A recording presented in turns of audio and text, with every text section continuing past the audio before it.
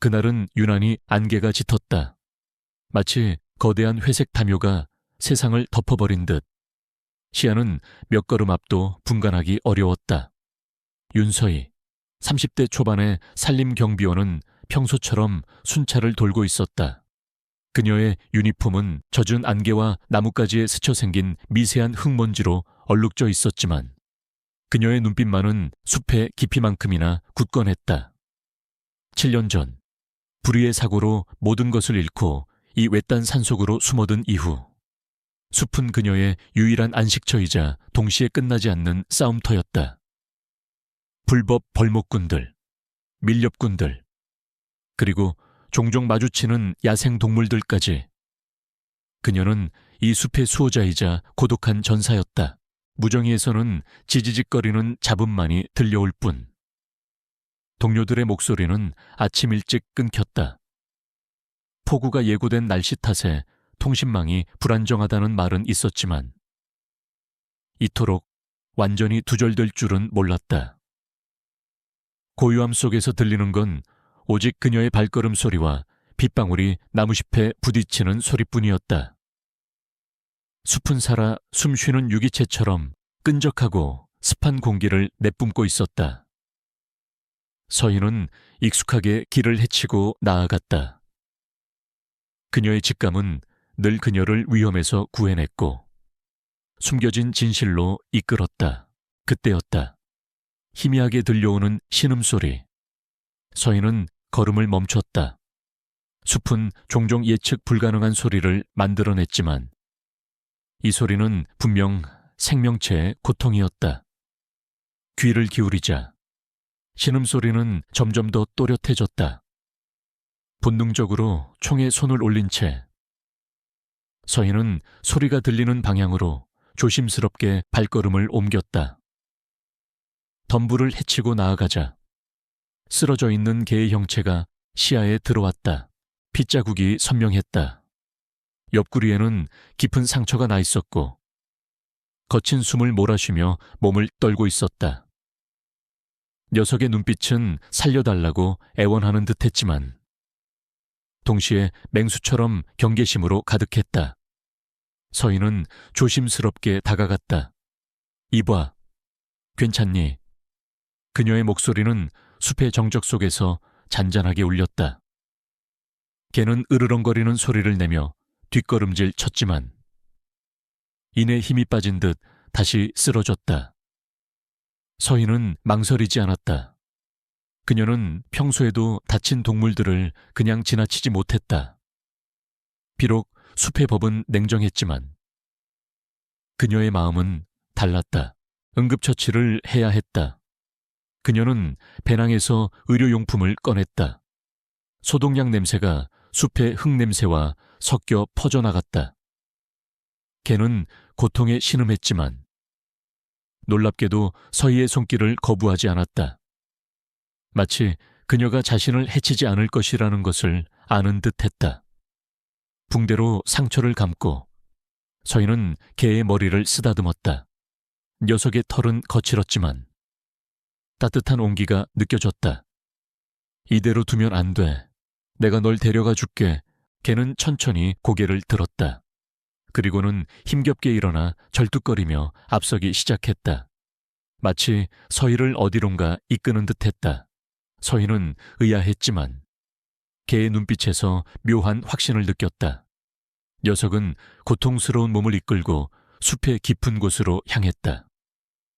서희는 망설임 없이 그 뒤를 따랐다. 녀석의 걸음은 느렸지만 방향은 분명했다. 한 번도 가본 적 없는 숲의 외진 곳. 나무들이 더욱 빽빽하게 우거지고 햇빛조차 제대로 들지 않는 음침한 길이었다. 안개는 더욱 짙어져 시야를 방해했지만 개는 마치 이 길을 수없이 다닌 것처럼 망설임 없이 나아갔다. 시간이 얼마나 흘렀을까? 길은 점점 더 희미해지고 숲은 더욱 거칠고 적막해졌다. 갑자기 개가 걸음을 멈췄다.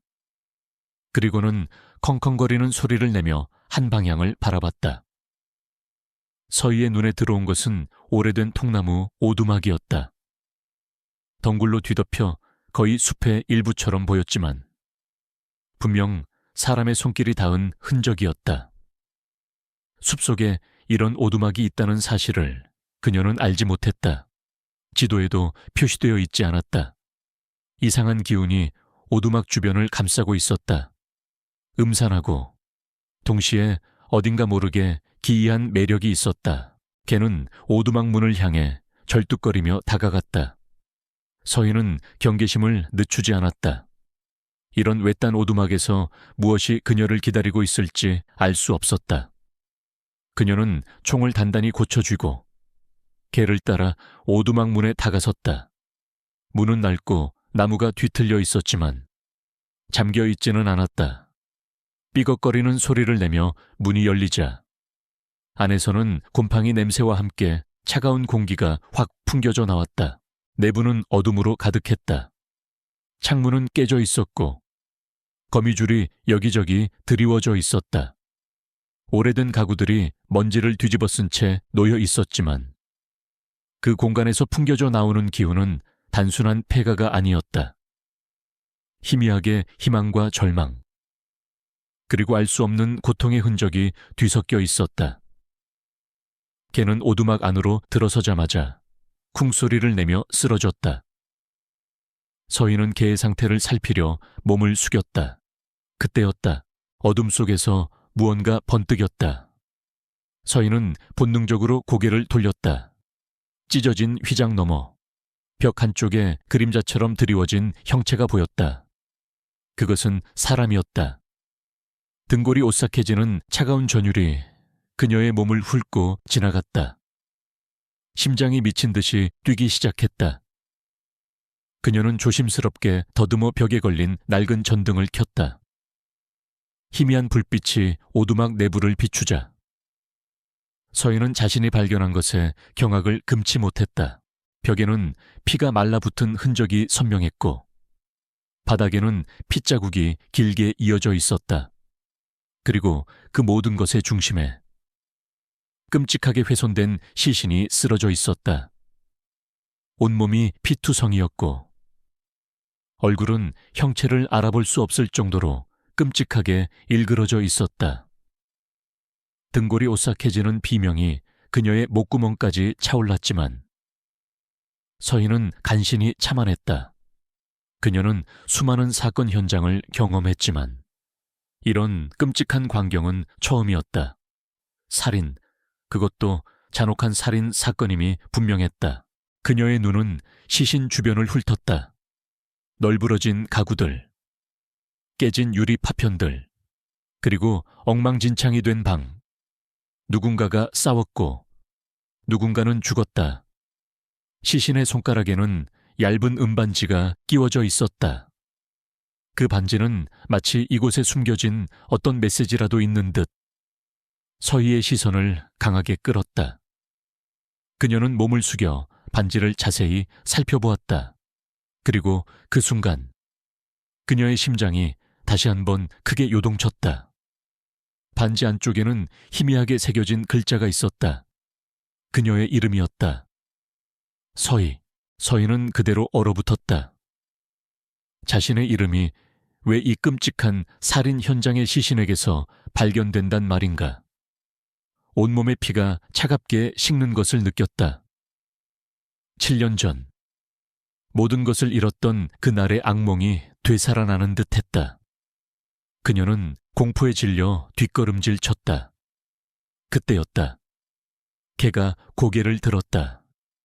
고통스러워 보이던 녀석의 눈빛은 어느새 맑고 슬픔으로 가득 차 있었다. 녀석은 서희를 바라보며 낑낑거렸다. 마치 이 모든 것이 그녀와 관련이 있다는 것을 알려주려는 듯 그녀의 머릿속은 혼란으로 가득했다. 이 살인사건과 자신의 이름, 그리고 자신을 이곳으로 이끈 게 모든 것이 뒤얽혀 미스터리한 실타래를 형성하고 있었다. 누군가 그녀를 이곳으로 유인한 것일까? 아니면 이 끔찍한 사건이 7년 전 그녀의 과거와 연결되어 있다는 불길한 전조일까? 서희는 깊게 숨을 들이쉬었다. 공포가 그녀를 압도하려 했지만 그녀의 내면 깊숙한 곳에서는 강렬한 호기심과 함께 진실을 파헤치고자 하는 맹렬한 의지가 솟아났다. 그녀는 경찰에 신고해야 한다는 것을 알았다. 하지만 동시에 직감적으로 이 사건이 단순한 살인 사건이 아니라는 것을 느꼈다. 숲의 깊은 곳, 누구도 알지 못하는 오두막, 그리고 그녀의 이름이 새겨진 반지. 이 모든 것이 마치 누군가가 그녀를 위해 의도적으로 남겨놓은 메시지 같았다. 그녀는 오두막을 둘러보았다. 시신 외에는 어떤 단서도 보이지 않았다. 하지만 그녀의 눈은 날카롭게 주변을 탐색했다. 숲은 언제나 진실을 숨기지만 동시에 진실을 드러내는 법이었다. 서인은 개에게 시선을 돌렸다. 녀석은 여전히 그녀를 바라보고 있었다. 너 대체 나한테 뭘 말해주려는 거니? 그녀는 낮게 중얼거렸다. 개는 다시 한번 낑낑거렸다. 마치 내가 아는 것은 여기까지다 라고 말하려는 듯했다. 그때 숲 밖에서 희미하게 들려오는 발소리가 있었다. 하나가 아니었다. 여러 명의 발소리가 점점 더 가까워지고 있었다. 누군가가 오고 있었다. 서인은 본능적으로 몸을 숨겼다. 그녀는 아직 이 사건의 진실을 파악하지 못했다.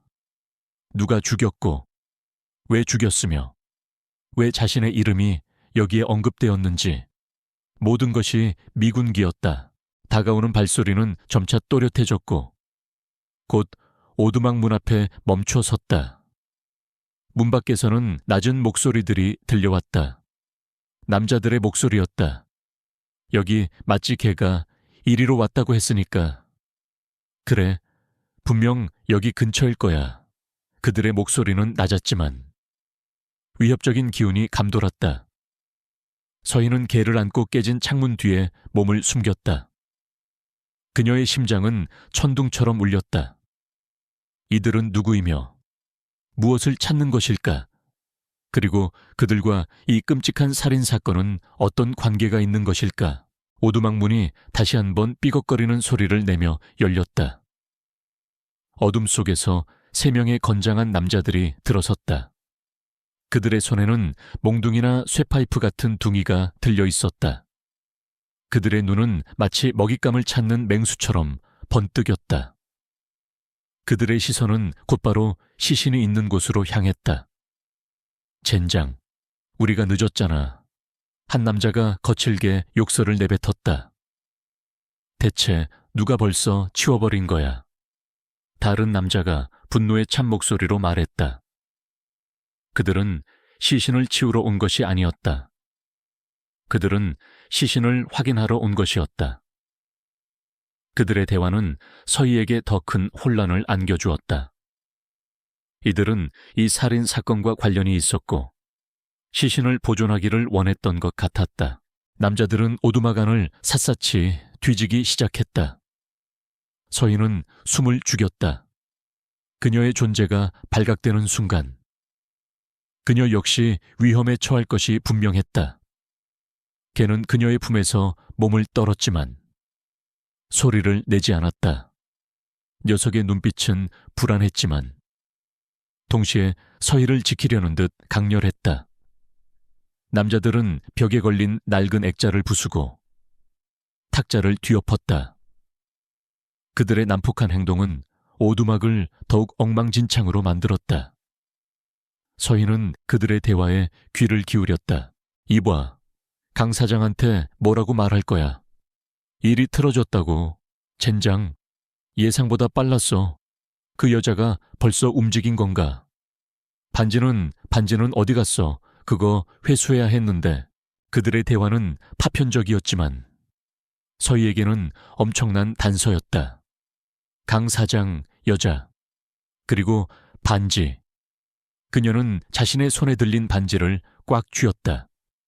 이 반지가 그들이 찾고 있는 것이었다.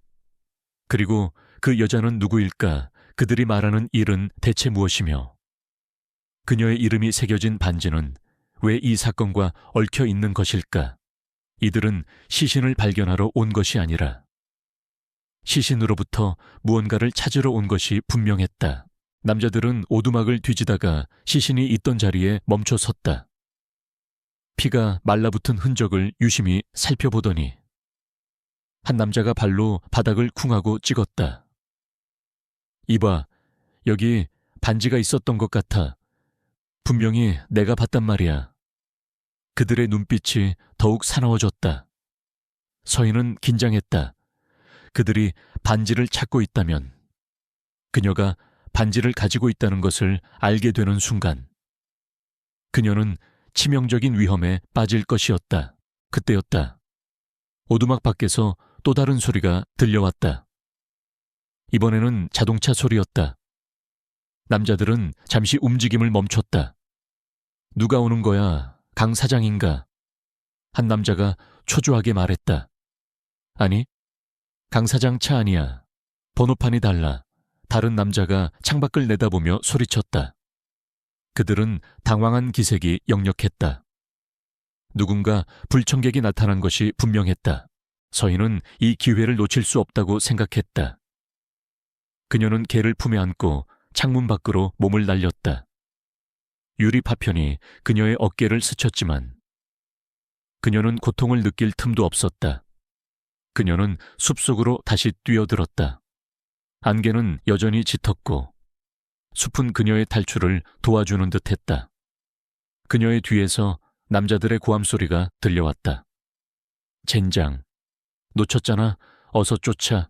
서인은 필사적으로 달렸다. 그녀의 심장은 터질 듯이 뛰었고 폐는 타오르는 듯했다. 하지만 그녀는 멈출 수 없었다. 그녀는 혼자가 아니었다. 품 안의 개는 그녀의 유일한 동반자이자 이 미스터리를 풀 열쇠를 쥐고 있는 듯했다. 그녀는 숲의 어둠 속으로 더욱 깊이 숨어들었다.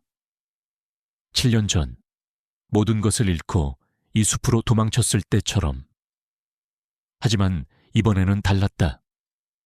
그녀는 더 이상 숨지 않을 것이었다. 그녀는 이 끔찍한 진실의 끝을 봐야만 했다. 자신의 이름이 얽힌 이 미스터리가 과연 무엇인지, 그리고 누가 배후에 있는 것인지. 그녀는 이 숲이 숨기고 있는 모든 것을 파헤칠 준비가 되어 있었다. 서인은 숲속을 미친 듯이 달렸다. 발 아래 장아지들이 부러지는 소리, 거친 숨소리, 그리고 뒤에서 들려오는 남자들의 거친 고함 소리가 그녀의 귓가를 때렸다. 품에 안긴 개는 그녀의 심장 박동에 맞춰 불안하게 떨었지만 그녀를 놓지 않았다. 숲은 그녀에게 익숙한 공간이었지만 지금은 마치 거대한 미로처럼 느껴졌다. 안개는 여전히 짙었고 나무들은 그림자처럼 서희의 시야를 가로막았다. 그녀는 본능적으로 가장 빽빽하고 어두운 곳을 향해 몸을 숨겼다. 다행히 남자들의 추격은 그리 오래가지 않았다. 그들은 숲에 익숙하지 않은 듯 금세 방향을 잃고 허둥거렸다. 서희는 잠시 멈춰 서서 숨을 골랐다.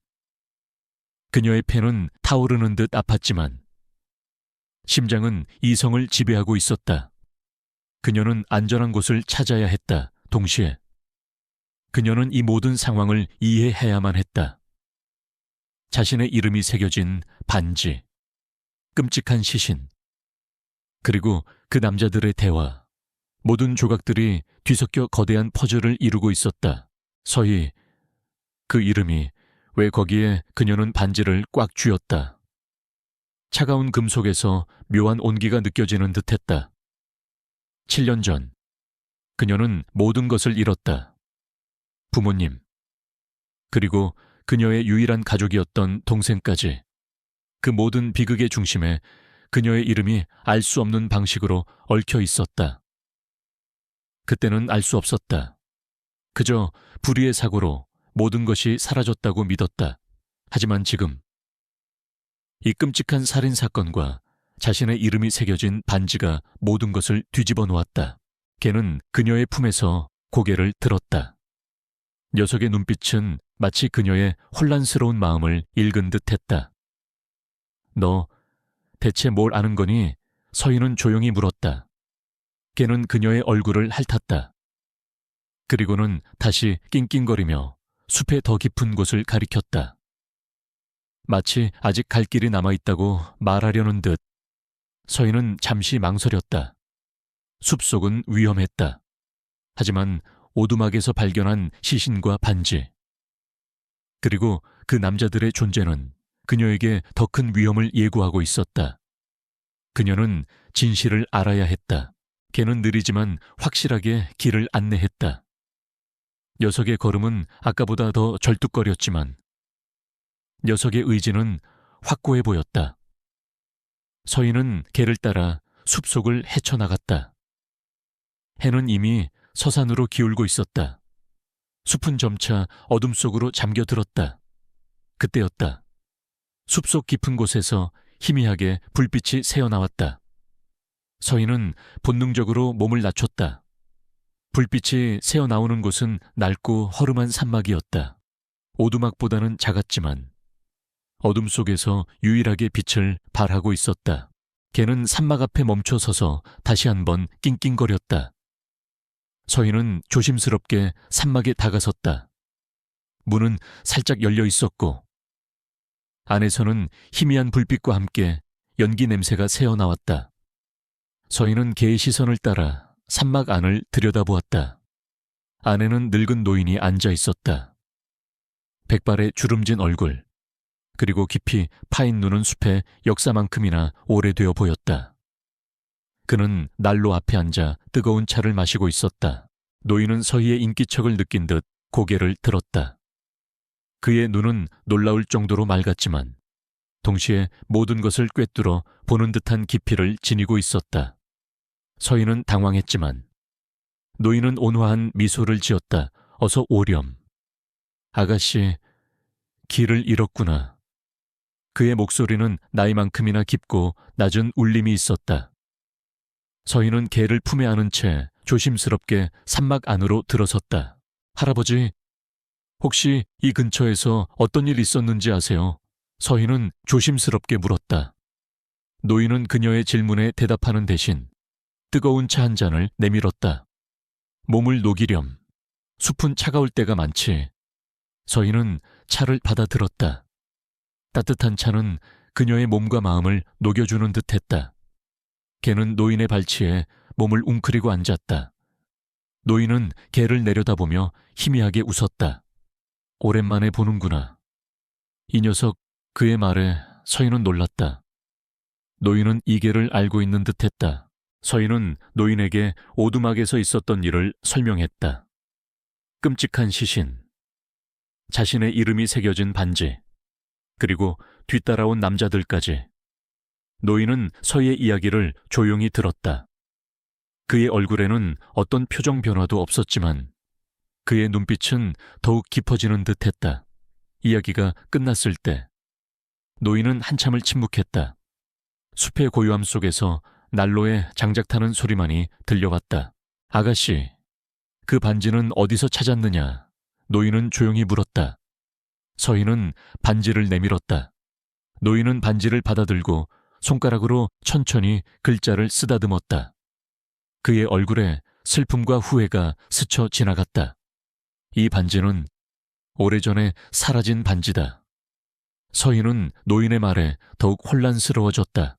사라졌다니요. 제 이름이 새겨져 있는데.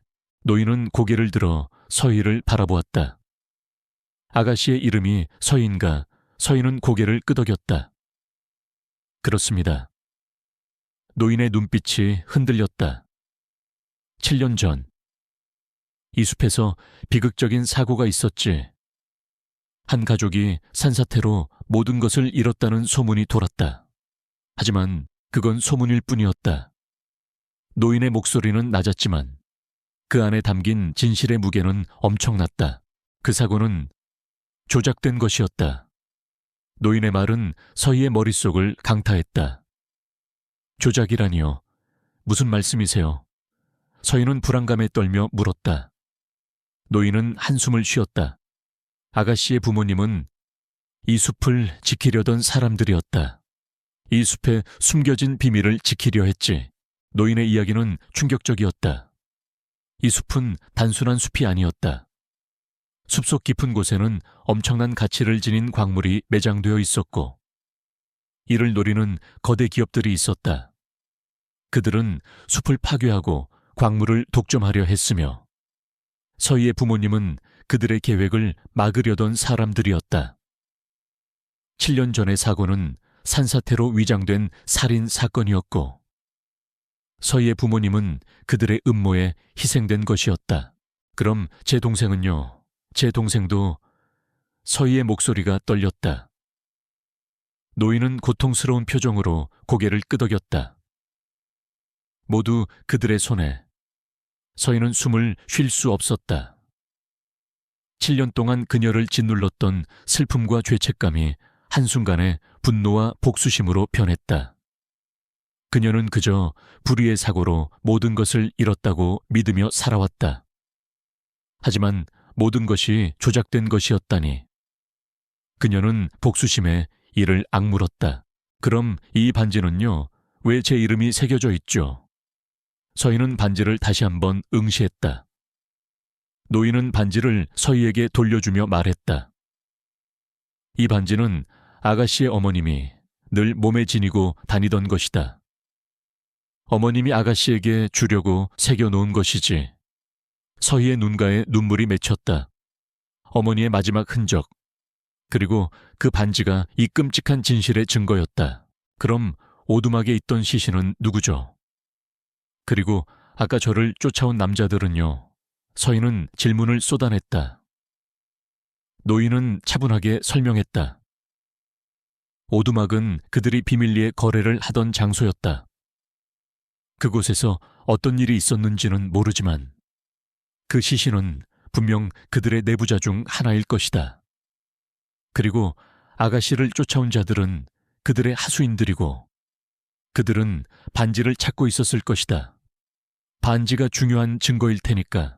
노인은 이 숲의 오래된 경비원이자 서희의 부모님과 함께 숲의 비밀을 지키려던 사람이었다. 그는 7년 전 사건 이후로 숨어 지내며 복수를 계획하고 있었다.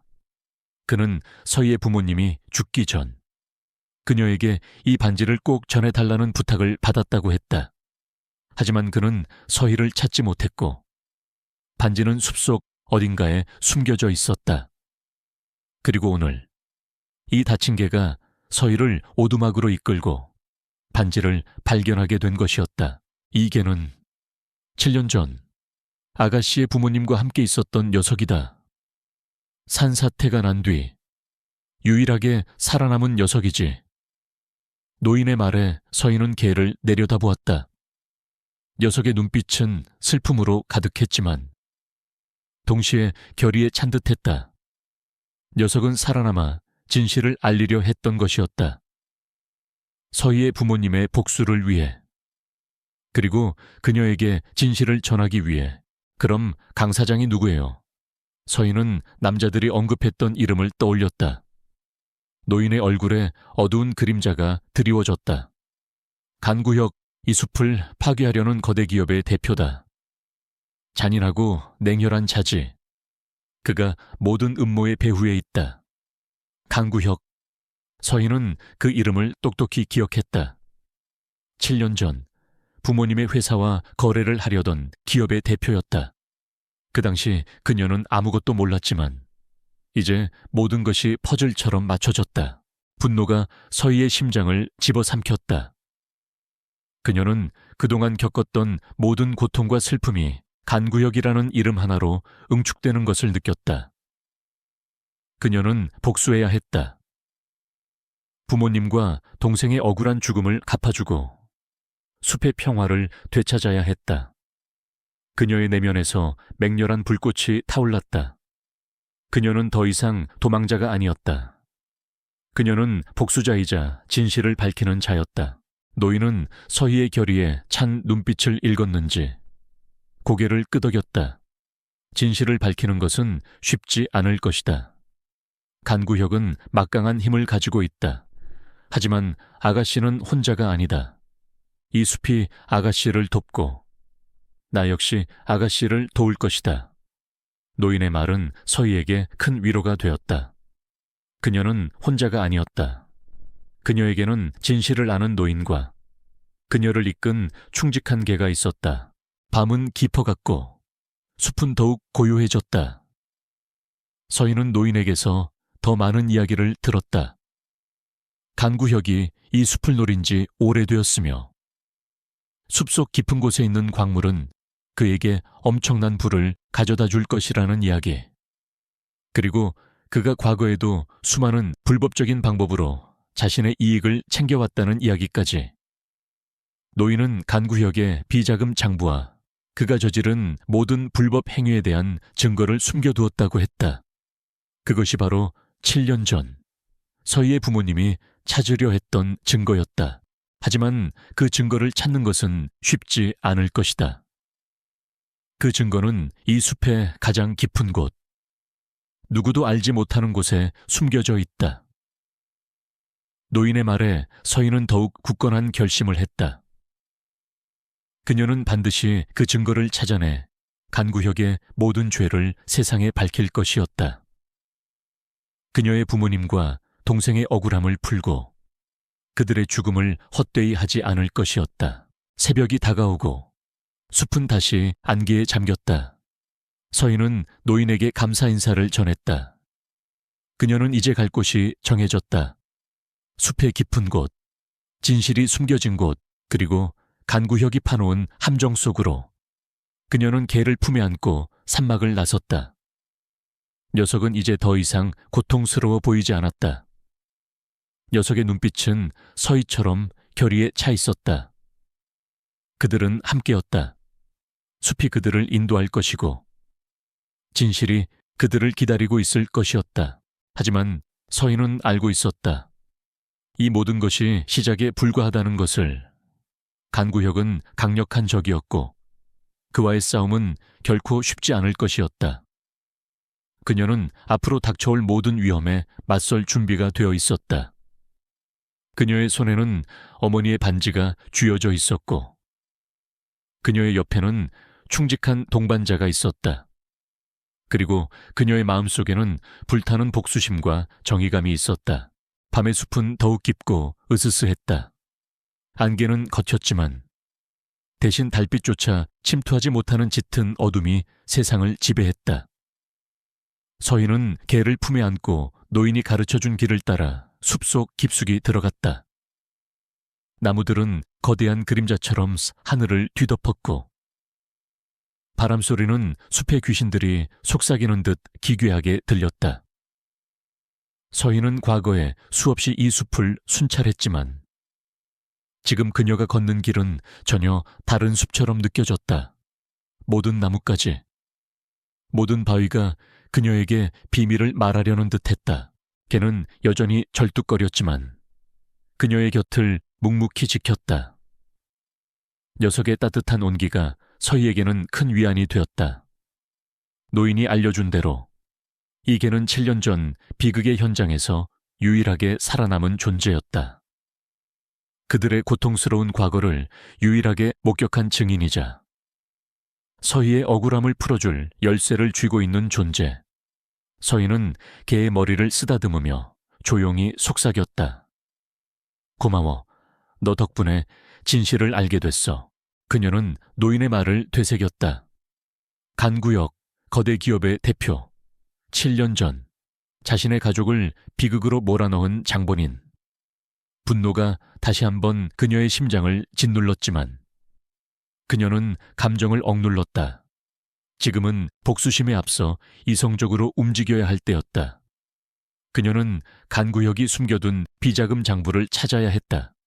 그것만이 그의 죄를 명명백백하게 밝히고 그를 무너뜨릴 유일한 방법이었다. 얼마나 걸었을까? 숲은 점점 더 험준해졌고 길은 더욱 희미해졌다. 서희는 돌연 걸음을 멈췄다. 숲속에서 희미한 빛이 새어나왔다. 멀리서 들려오는 기계음과 사람들의 목소리. 서희는 본능적으로 몸을 낮췄다. 개 역시 으르렁거리는 소리를 내며 경계했다. 서희는 조심스럽게 소리가 들리는 곳으로 다가갔다. 나무들 사이로 보이는 광경은 서희를 경악하게 만들었다. 그곳은 불법 채굴 현장이었다. 숲의 일부가 거대한 구덩이로 변해 있었고 거대한 중장비들이 땅을 파헤치고 있었다. 수십 명의 인부들이 불빛 아래에서 작업을 하고 있었고 그들의 얼굴에는 피곤함과 동시에 어딘가 모르게 불안감이 서려 있었다. 간구역의 사람들이 분명했다. 그들은 숲을 파괴하며 광물을 채굴하고 있었다.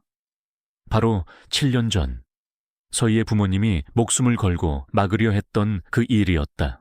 서희는 분노의 주먹을 꽉 쥐었다. 자신의 부모님이 지키려 했던 숲이 이토록 무참히 파괴되고 있었다니. 그녀의 눈에서는 불꽃이 튀었다. 그녀는 이들을 그냥 두고 볼 수 없었다. 하지만 그녀는 혼자였다. 무작정 뛰어들었다가는 오히려 위험에 처할 뿐이었다. 그녀는 이들의 움직임을 파악하고 약점을 찾아야 했다. 그녀는 어둠 속에 몸을 숨긴 채 채굴 현장을 관찰했다. 인부들은 끊임없이 땅을 파헤쳤고 트럭들은 채굴된 광물을 실어 날랐다. 그들의 감시는 삼엄했다. 곳곳에 경비원들이 서 있었고 그들의 손에는 총이 들려 있었다. 서희는 노인이 강구역에 비자금 장부가 숲속 깊은 곳에 숨겨져 있다고 말했던 것을 떠올렸다. 이 채굴 현장이 바로 그 장부가 숨겨진 곳과 관련이 있을 수도 있었다. 갑자기 한 무리의 사람들이 채굴 현장 안쪽으로 들어왔다. 그들의 가운데에는 한 남자가 서 있었다. 그는 고급스러운 정장을 입고 있었고 주변 사람들은 그에게 깍듯하게 대했다. 남자의 얼굴은 어둠 속에서 잘 보이지 않았지만 서희는 직감적으로 그가 강구혁이라는 것을 알 수 있었다. 그는 날카로운 목소리로 인부들에게 지시를 내리고 있었다. 그의 목소리에는 냉혹함과 권위가 느껴졌다. 서희는 강구혁의 말을 주시했다. 진행이 너무 느려. 다음 주까지는 목표 지점에 도달해야 한다. 알겠나? 그의 말에 인부들은 고개를 숙이며 예, 라고 대답했다. 강구혁은 만족스러운 듯 미소를 지었다. 그때 강구혁의 옆에 서 있던 남자가 낮은 목소리로 말했다. 사장님, 어제 오두막에 무슨 일 있었던 것 같습니다. 저희 부하들이 돌아오지 못했습니다. 강구혁의 얼굴에서 미소가 사라졌다. 뭐라고 대체 무슨 일인데? 남자는 오두막에서 시신이 발견되었고 누군가 먼저 다녀간 흔적이 있다고 보고했다. 강구혁은 분노의 찬 목소리로 소리쳤다. 젠장, 그 망할 반지를 누가 가져간 거야. 그 반지는 절대로 외부에 알려져서는 안 돼. 서희는 몸을 움츠렸다. 그녀의 손에 든 반지가 더욱 차갑게 느껴졌다. 그녀의 예상이 맞았다. 이 반지는 강구혁에게 치명적인 증거였다. 그 여자는 혹시 그 여자가 연관된 건가? 강구혁의 질문에 서희는 다시 한번 귀를 기울였다. 남자는 고개를 저었다. 아직 확실치 않습니다. 하지만 그 오두막은 저희만 아는 장소였습니다. 누군가 의도적으로 정보를 흘린 것 같습니다. 간구혁은 생각에 잠긴 듯 눈을 감았다. 어쨌든 반지를 찾고 그 여자를 제거해라. 무슨 수를 써서라도 내 계획에 방해가 되는 것은 모조리 없애버려야 해. 서희는 강구혁의 말을 듣고 몸을 떨었다. 그는 자신의 가족을 죽인 것도 모자라 이제는 자신까지 제거하려 하고 있었다. 그녀의 복수심은 더욱 불타올랐다. 그녀는 그를 무너뜨려야 했다. 그녀는 숨어있는 동안 주변을 둘러보았다. 채굴 현장의 한쪽에는 낡고 녹슨 철문이 보였다. 그 문은 땅속으로 이어지는 듯했다. 혹시 저곳이 노인이 말한 숲의 가장 깊은 곳일까? 새벽이 깊어가자 채굴 작업은 잠시 중단되었다. 인부들은 흩어져 휴식을 취했고 간구혁과 그의 부하들도 자리를 떴다. 숲은 다시 고요해졌지만 서희의 마음속은 폭풍처럼 휘몰아쳤다. 그녀는 결심했다. 지금이 바로 그곳으로 침투할 기회였다. 서희는 개와 함께 조심스럽게 채굴 현장으로 다가갔다. 경비원들은 피곤했는지 졸고 있는 자들이 많았다. 서희는 그림자처럼 움직이며 경비원들을 피해 철문으로 향했다. 철문은 낡았지만 굳게 잠겨 있었다. 자물쇠는 두껍고 튼튼해 보였다. 서희는 한숨을 쉬었다. 이곳으로 들어가려면 다른 방법을 찾아야 했다. 그때 개가 낑낑거리며 철문 옆에 바위를 가리켰다. 서희는 개의 시선을 따라 바위를 살펴보았다. 바위는 평범해 보였지만 자세히 보니 바위 틈새에 희미하게 손잡이 같은 것이 보였다. 서희는 손잡이를 잡아당겼다. 끽 하는 소리와 함께 바위가 움직였다. 바위 뒤에는 어둠 속으로 이어지는 좁은 통로가 나타났다. 마치 노인이 그녀를 위해 남겨둔 비밀 통로 같았다. 서희는 개와 함께 통로 안으로 들어섰다. 통로는 좁고 어두웠지만 공기는 의외로 맑았다. 그녀는 스마트폰의 불빛을 켰다. 불빛이 통로를 비추자 서희는 통로의 벽면이 매끄럽게 다듬어져 있다는 것을 알 수 있었다. 인공적으로 만들어진 통로였다.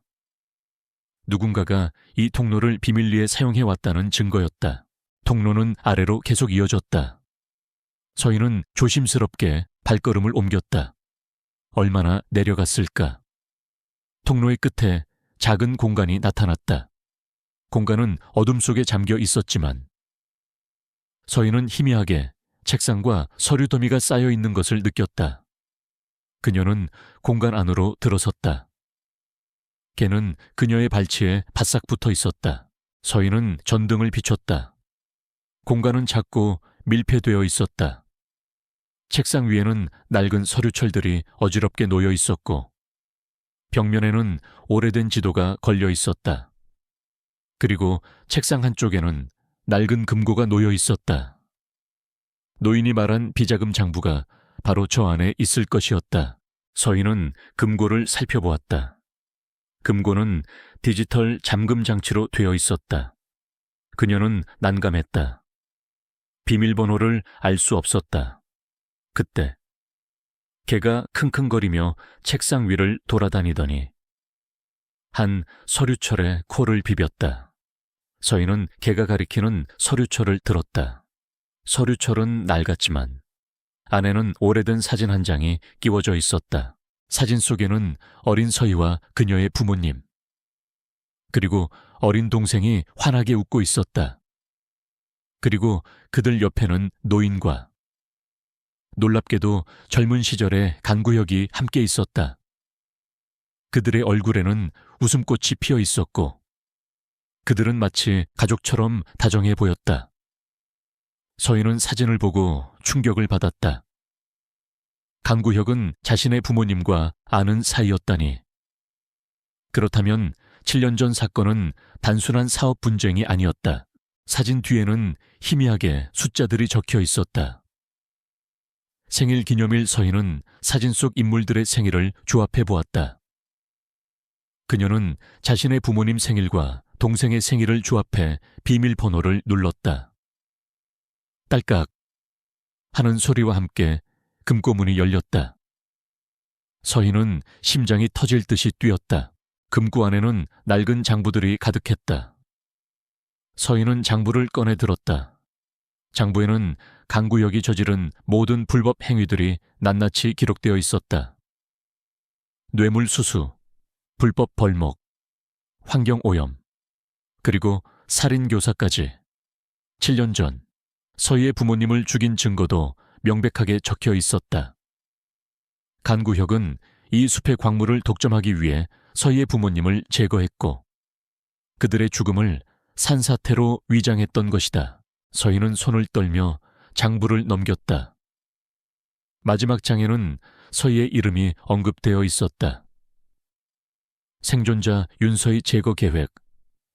그녀는 자신의 목숨까지 위협받고 있었다는 사실에 몸을 떨었다.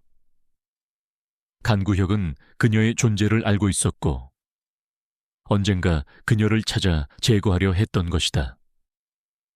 그녀는 노인이 말한 위험이 무엇인지 비로소 깨달았다. 그때 통로 밖에서 희미하게 발소리가 들려왔다. 남자들의 목소리도 들려왔다. 그들이 돌아온 것이었다. 서희는 급히 장부를 가방에 챙겼다. 걔는 불안한 듯 낑낑거렸다. 서희는 금고 문을 닫고 바위를 다시 제자리로 돌려놓았다. 그들의 발소리는 점점 더 가까워지고 있었다. 서희는 숲속으로 다시 숨어들었다. 이번에는 그녀가 쫓기는 쪽이 아니었다. 그녀는 진실을 손에 넣었다. 이제 그녀는 간구혁을 무너뜨릴 힘을 얻었다. 숲의 어둠 속에서 서희의 눈은 차갑게 빛났다. 그녀는 더 이상 두려워하지 않았다. 그녀는 복수할 것이고 진실을 밝힐 것이었다. 이 숲과 자신의 가족을 위해 간구혁의 비자금 장부를 손에 넣은 서희는 숲속을 뚫고 걸었다. 아침 햇살이 숲의 나무십 사이로 부서져 내렸지만 그녀의 마음속은 여전히 어둠에 잠겨 있었다. 7년 전 비극의 진실, 그리고 그 배후에 숨겨진 거대한 음모, 모든 것이 꿈만 같았지만 손에 든 장부의 무게는 그녀에게 현실을 일깨워 주었다. 간구혁은 단순한 사업가가 아니었다. 그는 잔혹하고 비정한 살인자이자 자신의 욕망을 위해 어떤 수단과 방법도 가리지 않는 악마였다. 품에 안긴 개는 지친 듯 보였지만 녀석의 눈빛은 여전히 서희를 향해 있었다. 녀석의 따뜻한 온기가 서희에게는 큰 위안이 되었다. 노인이 말한 대로 이 개는 7년 전 그 끔찍한 날의 유일한 생존자였다. 녀석은 서희의 부모님과 함께 이 숲을 지키려다 비극을 맞이했고 이제는 서희의 복수를 돕는 충직한 동반자가 되어 주었다. 서희는 개의 머리를 쓰다듬으며 조용히 속삭였다. 이제 다 왔어. 우리가 해낼 거야. 그녀는 노인이 일러준 대로 숲속 깊은 곳에 있는 작은 암자를 찾아갔다.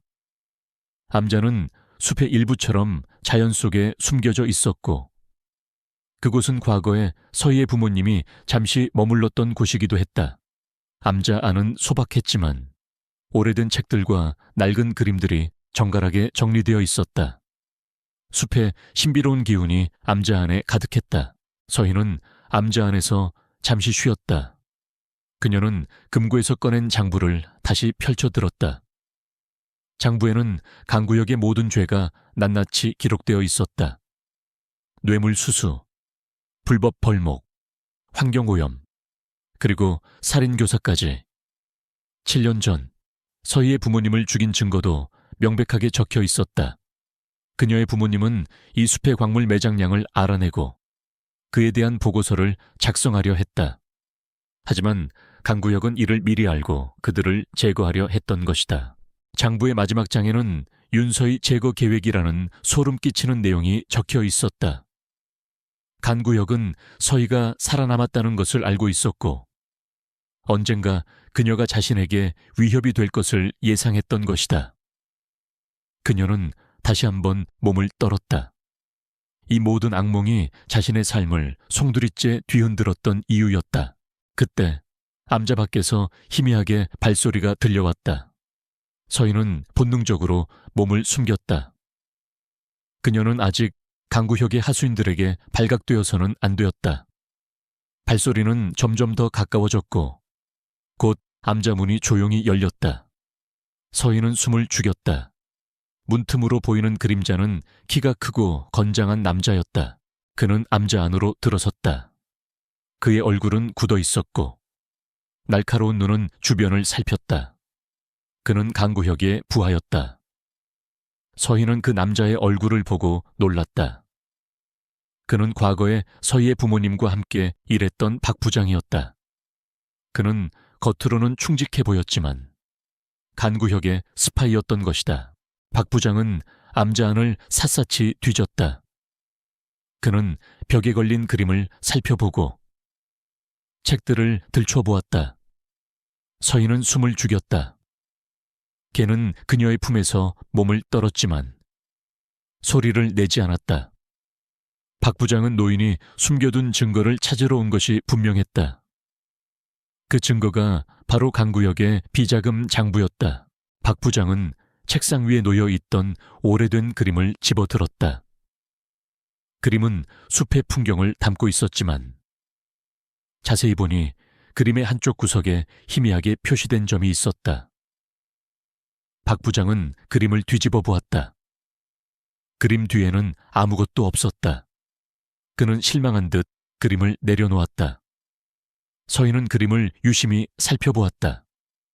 그녀는 직감적으로 그 그림에 뭔가 숨겨져 있다는 것을 느꼈다. 박 부장은 암자를 뒤지다가 결국 아무것도 찾지 못하고 돌아섰다. 그가 문을 닫고 사라지자 서희는 안도의 한숨을 내쉬었다. 그녀는 다시 그림으로 시선을 돌렸다. 그림 속 숲의 풍경, 그리고 희미하게 표시된 점. 그녀는 어릴 적 어머니가 그림 그리는 것을 좋아했던 것을 떠올렸다. 어머니는 종종 그림 속에 숨겨진 의미를 담아두곤 했다. 서희는 그림을 다시 들여다보았다. 점이 찍힌 곳은 숲속의 특정 나무였다. 그녀는 어릴 적 어머니와 함께 그 나무 아래에서 소풍을 즐겼던 기억을 떠올렸다. 그 나무는 그녀에게는 단순한 나무가 아니었다. 그것은 그녀의 추억과 연결된 장소였다. 서희는 혹시 그 나무 아래에 뭔가 숨겨져 있는 것은 아닐까 하는 생각이 들었다. 그녀는 장부와 반지를 챙기고 암자를 나섰다. 걔는 그녀를 따라 나섰다. 숲은 다시 그녀를 감싸 안았다. 그녀는 그림 속 나무를 찾아 나섰다. 숲은 광활했지만 서희는 익숙한 길을 따라 걸었다. 얼마 지나지 않아 그녀의 눈에 익숙한 나무가 들어왔다. 거대한 고목이었다. 나무 아래에는 작은 돌무더기가 쌓여 있었다. 서희는 돌무더기를 조심스럽게 치웠다. 돌무더기 아래에는 낡은 나무 상자가 묻혀 있었다. 상자 안에는 여러 개의 봉투가 들어 있었다. 봉투 안에는 어머니의 글씨로 쓰인 편지들과 함께 오래된 사진들이 들어 있었다. 사진 속에는 서희의 부모님과 함께 노인, 그리고 젊은 시절의 간구역이 함께 찍혀 있었다. 그들은 모두 웃고 있었고 마치 친구처럼 보였다. 편지들을 읽어 내려가자 서희는 모든 진실을 알게 되었다. 간구혁은 원래 서희의 아버지와 친구였다. 그들은 함께 숲을 연구하고 숲의 가치를 지키려던 사람들이었다. 하지만 간구혁은 숲의 광물 매장량을 알게 된 후 탐욕에 눈이 멀었다. 그는 친구인 서희의 부모님을 배신하고 그들을 죽이려 했던 것이다. 어머니는 편지에 간구혁의 변해버린 모습에 대한 슬픔과 배신감을 담아두었다. 그녀는 간구혁이 자신들을 해칠 것이라는 것을 미리 알고 있었고 이 모든 증거들을 숨겨두었던 것이다. 그녀는 서희에게 이 편지들을 발견하면 진실을 밝히고 간구혁을 막아달라고 부탁했다. 편지 마지막에는 이런 문구가 적혀 있었다. 사랑하는 내 딸 서희야, 너는 강하고 현명하단다. 진실을 밝히고 숲을 지켜다오.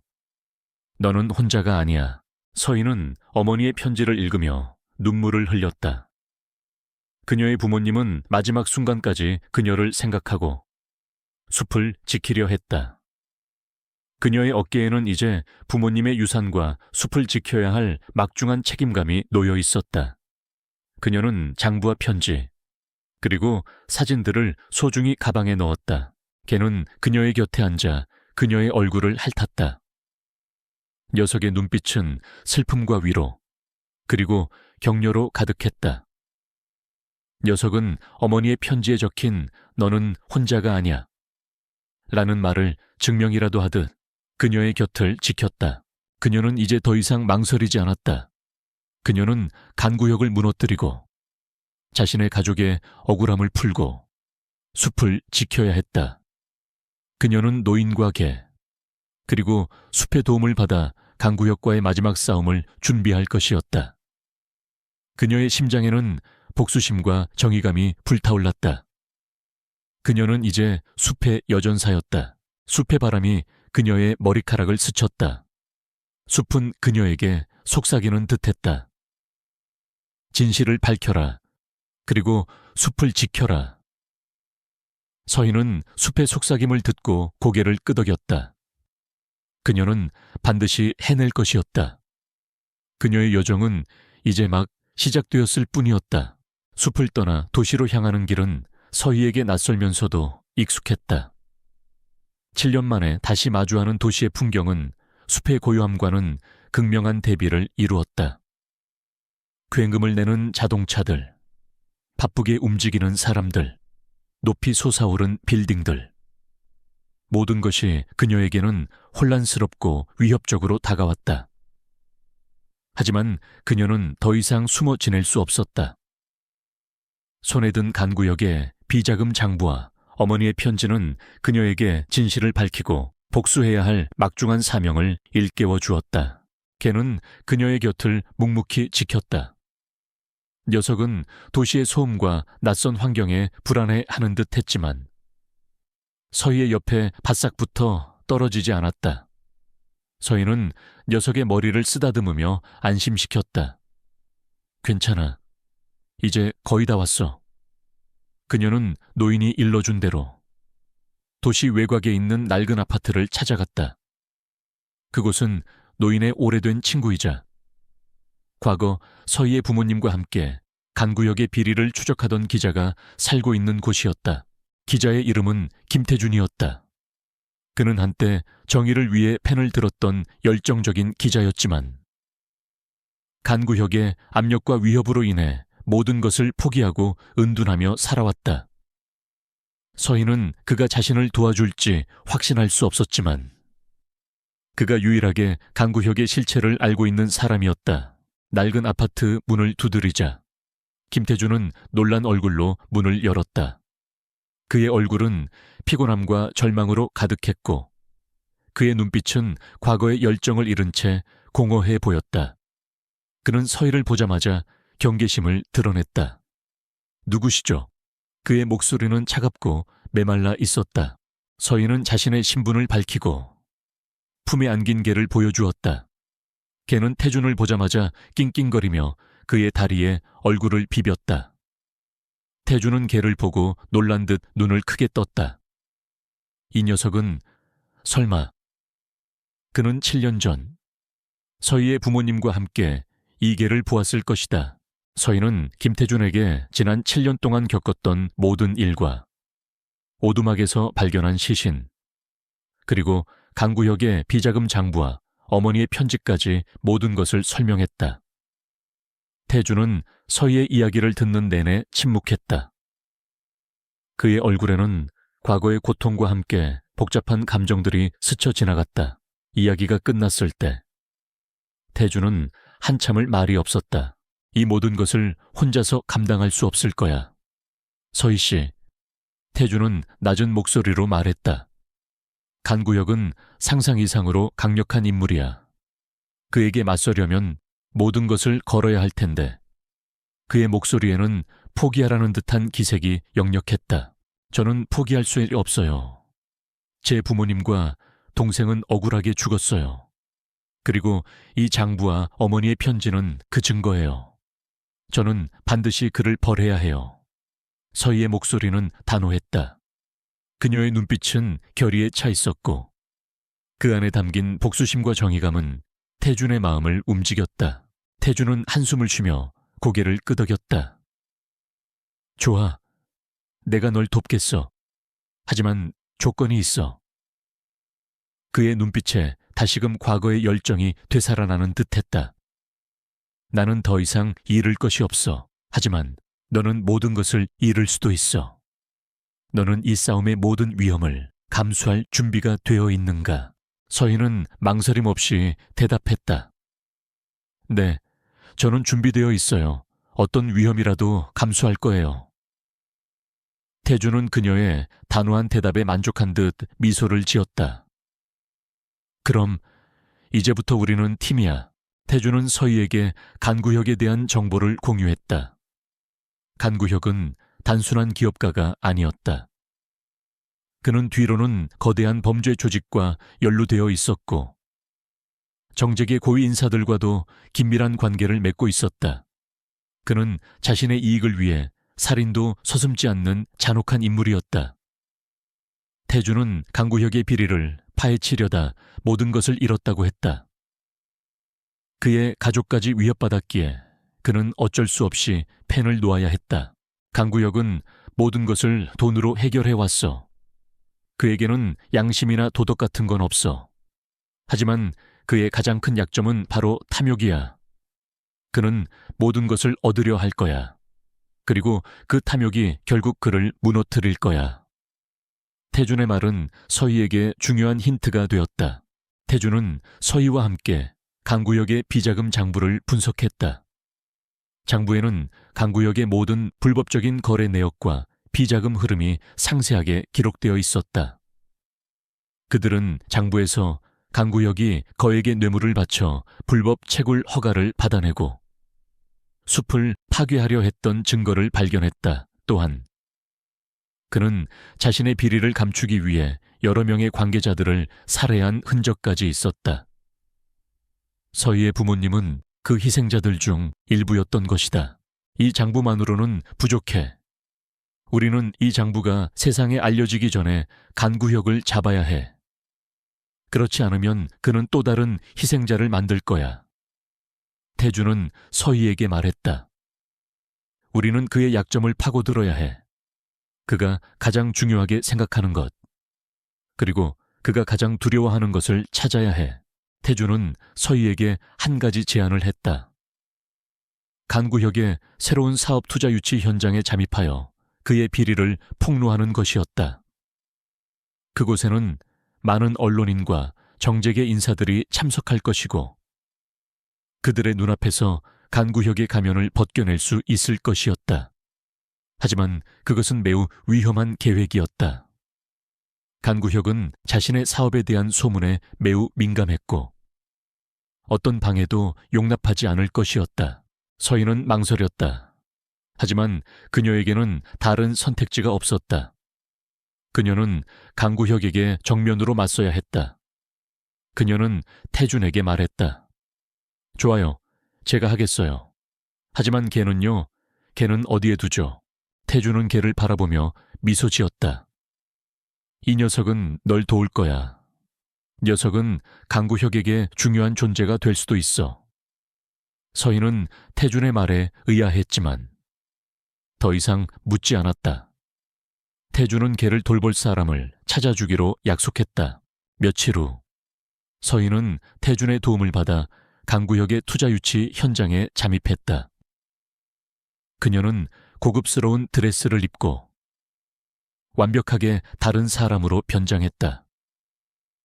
그녀의 얼굴에는 어떤 표정 변화도 없었지만 그녀의 심장은 맹렬하게 뛰고 있었다. 그녀는 간구혁과 마주할 준비가 되어 있었다. 현장은 화려하고 시끌벅적했다. 많은 사람들이 와인을 마시며 서로 대화하고 있었다. 서희는 간구혁을 찾았다. 그는 무대 위에 서서 사람들에게 자신의 새로운 사업 계획을 설명하고 있었다. 그의 얼굴에는 자신감과 오만이 가득했다. 그의 말 한마디 한마디는 듣는 이들을 현혹시키는 듯했다. 서희는 간구역의 연설을 듣고 있었다. 그때 그녀의 귓가에 익숙한 낑낑거리는 소리가 들려왔다. 서희는 고개를 돌렸다. 녀석이 어느새 사람들 틈을 헤치고 그녀에게 다가오고 있었다. 그녀는 놀랐다. 분명 태준이 녀석을 안전한 곳에 두겠다고 했는데 걔는 서희의 발치에 다가와 그녀의 다리에 얼굴을 비볐다. 그리고는 컹컹거리는 소리를 내며 무대 위 간구혁을 향해 짖기 시작했다. 간구혁은 걔의 등장에 놀란 듯 연설을 멈췄다. 그의 얼굴에는 당혹감과 함께 묘한 불안감이 스쳐 지나갔다. 사람들의 시선이 간구혁과 걔에게 집중되었다. 간구혁의 부하들이 걔를 제지하려 달려왔지만 걔는 그들을 피해 간구혁에게 달려들었다. 간구혁은 당황한 듯 뒷걸음질 쳤다. 그때 걔는 간구혁의 바지 한쪽을 물고 늘어졌다. 그의 바지 주머니에서 무언가 떨어졌다. 작은 금속 덩어리였다. 서희는 그것을 보고 충격을 받았다. 그것은 그녀의 아버지가 늘 몸에 지니고 다니던 낡은 회중시계였다. 그녀의 아버지는 항상 이 시계를 보며 시간을 확인하곤 했다. 그 시계는 7년 전 사고 현장에서 발견되지 않았었다. 그런데 지금 간구혁의 주머니에서 발견되었다니 간구혁은 당황한 듯 회중시계를 발로 차버렸다. 하지만 이미 늦었다. 몇몇 기자들이 간구혁의 주머니에서 떨어진 회중시계를 발견하고 사진을 찍기 시작했다. 그들은 간구혁과 서희의 부모님과의 관계를 알고 있었다. 그 회중시계는 간구혁이 서희의 부모님을 죽인 결정적인 증거가 될 수 있었다. 간구혁은 분노에 찬 얼굴로 서희를 노려보았다. 그의 눈빛은 살기등등했다. 서희는 그의 눈빛에서 섬뜩함을 느꼈지만 동시에 승리감을 맛보았다. 걔는 마치 자신의 임무를 완수한 듯 서희의 품으로 뛰어들었다. 현장은 순식간에 아수라장이 되었다. 기자들은 간구혁에게 질문을 쏟아냈고 사람들은 술렁거렸다. 간구혁은 자신의 부하들에게 서희와 걔를 잡으라고 지시했다. 서희는 걔를 품에 안고 인파 속으로 뛰어들었다. 그녀는 태준이 준비해둔 도피 차량으로 향했다. 그녀는 알고 있었다. 이 작은 승리가 간구혁과의 전쟁을 시작하는 서막에 불과하다는 것을. 간구혁은 이대로 물러서지 않을 것이었다. 그는 자신에게 위협이 되는 모든 것을 제거하려 할 것이다. 하지만 서희는 더 이상 혼자가 아니었다. 그녀에게는 진실을 밝히고자 하는 불타는 의지와 그녀를 돕는 동반자들이 있었다. 숲의 여전사. 그녀의 방역이 이제 막 시작된 것이었다. 간구혁의 투자 유치 현장은 순식간에 혼돈에 휩싸였다. 아버지의 낡은 회중시계가 그의 주머니에서 떨어져 나온 순간 모든 기자들의 플래시가 터졌고 웅성거리는 사람들의 목소리가 강당을 가득 채웠다. 간구혁의 얼굴은 불그락푸르락해졌고 그의 눈은 서희에게 불을 뿜듯 살기 등등했다. 그의 부하들은 즉시 서희를 향해 달려들었지만 서희는 품에 안긴 개와 함께 인파 속으로 몸을 던졌다. 태준이 미리 준비해둔 차량은 현장 뒤편 골목에 대기하고 있었다. 서희는 혼란을 틈타 사람들을 해치고 빠르게 움직였다. 그녀의 뒤에서는 간구혁의 부하들이 잡아 절대로 놓치지 마 하고 고함치는 소리가 들려왔다. 서희는 뒤돌아보지 않았다. 그녀는 오직 태준이 기다리는 차량으로 향하는데 집중했다. 골목에 도착하자 태준은 이미 운전석에 앉아 있었다. 서희는 걔와 함께 뒷좌석에 몸을 던졌다.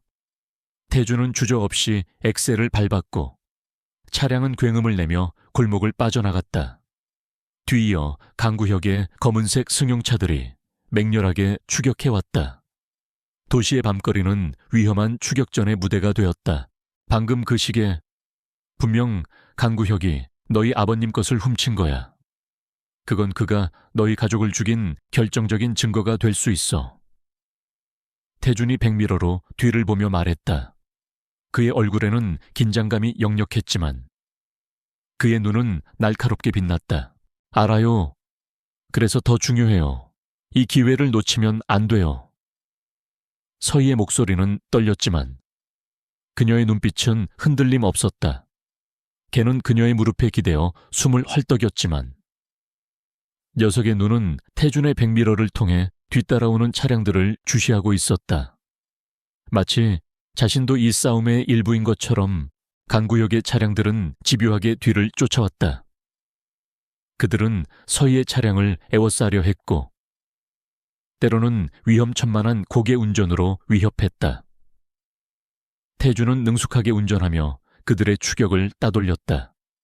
그는 좁은 골목길로 들어섰다가 갑자기 방향을 틀어 복잡한 시장통으로 진입했다.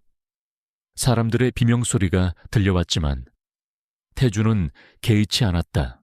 우리가 강구역의 약점을 건드렸어. 그는 이제 무슨 짓이든 할 거야. 태준이 말했다. 하지만 우리에게도 이제 패가 있어. 그 시계와 이 장부. 우리는 이걸 세상에 공개해야 해. 서희는 품에 안긴 가방을 꽉 쥐었다. 그 안에는 강구역의 비자금 장부와 어머니의 편지, 그리고 아버지의 회중시계가 들어있었다. 이 모든 것이 강구역을 무너뜨릴 증거였다. 그녀는 언론의 모든 것을 폭로하고 경찰에 강구역을 고발할 계획이었다. 하지만 그 전에 그녀는 이 추격전에서 살아남아야 했다. 강구역의 부하들은 서희의 차량을 따라잡기 위해 수단과 방법을 가리지 않았다. 그들은 총을 꺼내 들었고 타이어를 겨냥하며 총을 쏘기 시작했다. 총알이 차량의 뒷유리를 강타하며 퍽 소리를 냈다. 서희는 본능적으로 걔를 감싸 안았다. 저들은 우리를 죽이려고 해. 서희가 소리쳤다. 태준은 고개를 끄덕였다. 그들은 간구혁의 명령을 받으면 뭐든 할 거야. 하지만 우리는 여기서 죽을 수 없어. 그의 눈빛은 굳건했다. 이제 어떻게 하죠? 서희가 물었다. 태준은 잠시 침묵하더니 말했다. 우리는 놈들을 따돌려야 해.